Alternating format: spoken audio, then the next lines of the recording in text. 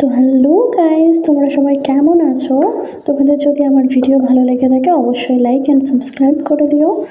আজ আমি বানাচ্ছি হচ্ছে ছানার কোফতা কারি।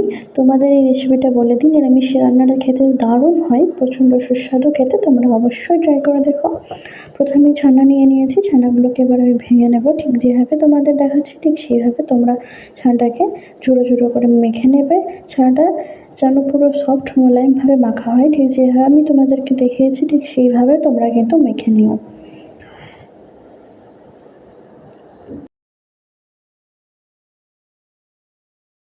তো দেখো ছানাটা মেখে নিয়েছি। এবার আমি দেবো এর মধ্যে 3 চামচ মতো ময়দা।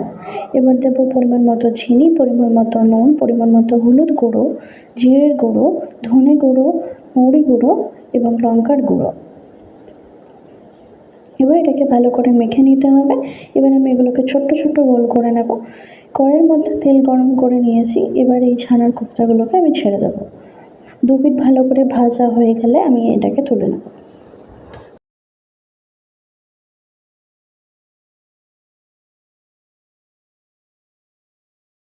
তো দেখো আমি ছানার কোফতাগুলো সব ছেড়ে দিয়েছি।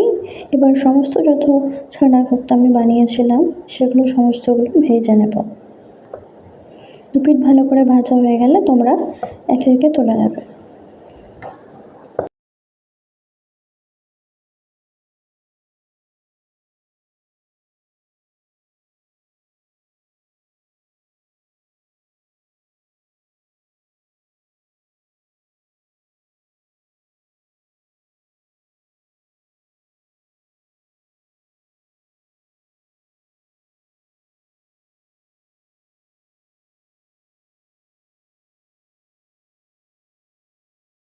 তো দেখো আমার সমস্ত ভাজা হয়ে গেছে।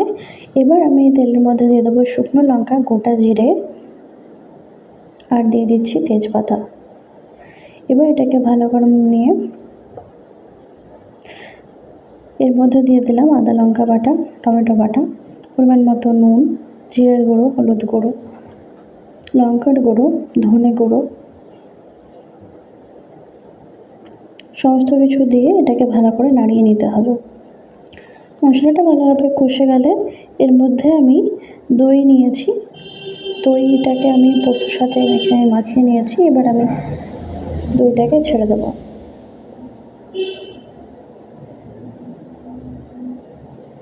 এবার দেখো ঝোলটা ফুটে উঠেছে। এবার আমি একে একে কোফতা কাঠিগুলো ছেড়ে দেবো।